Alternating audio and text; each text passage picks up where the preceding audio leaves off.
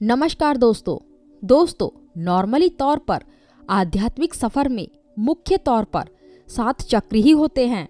ये सातों चक्र एनर्जी के सोर्स हैं जो कि रीढ़ की हड्डी में नीचे से लेकर सिर तक स्थित होते हैं और इन सभी चक्रों के अपने अपने गुण होते हैं।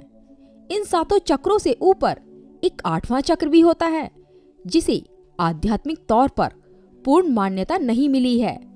यह चक्र हमारे ब्रह्मरंध्र के भी ऊपर स्थित होता है। दोस्तों, ये जो 8वां चक्र है यह हाई एनर्जी और आध्यात्मिक ज्ञान का एक रहस्यमय प्रवेश द्वार है।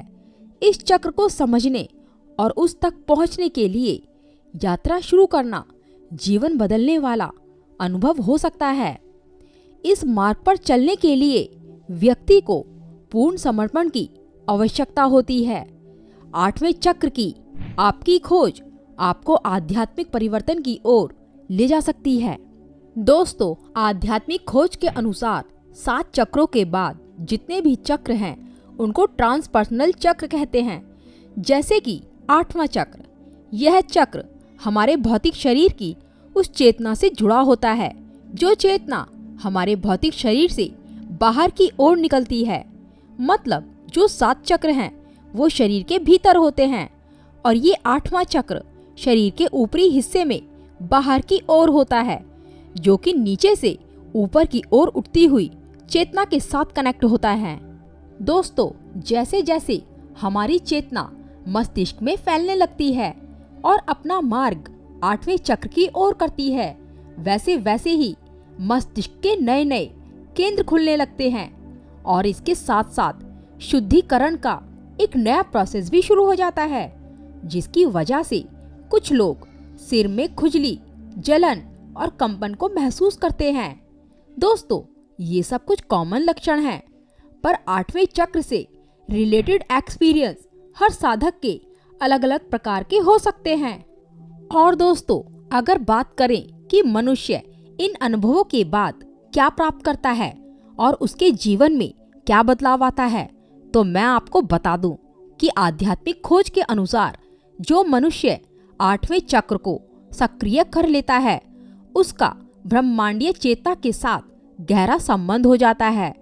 ब्रह्मांडीय चेतना के साथ संबंध से मेरा मतलब है कि वह व्यक्ति अब ब्रह्मांड की शक्तियों का प्रयोग कर सकता है और इन शक्तियों का प्रयोग करके वह इंसान के भौतिक जीवन से परे की वास्तविकताओं का पता लगा सकता है।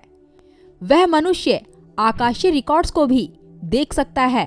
आकाशीय रिकॉर्ड्स वे रिकॉर्ड्स होते हैं जिनमें सभी जीवों का भूतकाल, वर्तमान काल और भविष्य काल का डाटा मौजूद होता है। दोस्तों, इन आकाशीय रिकॉर्ड्स की मदद से किसी भी व्यक्ति के तीनों कालों का लेखा जोखा देखा जा सकता है। दोस्तों, बहुत से लोगों को ये सब बातें हवाइयाँ बातें लगती हैं, परंतु दोस्तों ये सब आध्यात्मिक विद्याएं हैं जो कि बहुत ही कठिन परिश्रम के बाद साधकों को प्राप्त होती है। और दोस्तों, इन्हीं आध्यात्मिक विद्याओं की मदद से पुराने समय देवी देवता और साधु संत वह सब कुछ कर पाते थे जिन्हें हम चमत्कार कहते हैं। ये सब विधि की विडंबना ही है कि जैसे जैसे समाज विकसित होता गया वह आध्यात्मिक विद्याओं से भी अलग होता चला गया।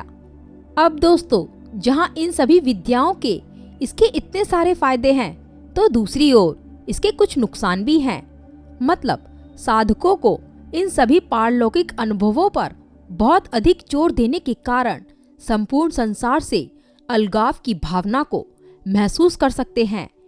8वें चक्र के साथ काम करने से साधकों को कई बार इस बात की हताशा और निराशा हो जाती है कि वे जिस परिणाम की उम्मीद कर रहे थे वह उन्हें अभी तक नहीं मिली है और फिर साधक साधना छोड़ भी देते हैं।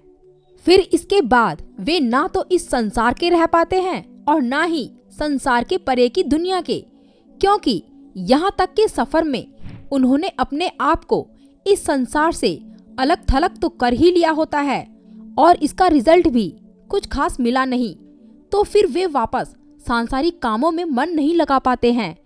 इसलिए दोस्तों, आध्यात्मिक सफर में प्रगति के लिए अक्सर अधिक समय और निरंतर अभ्यास की आवश्यकता होती है।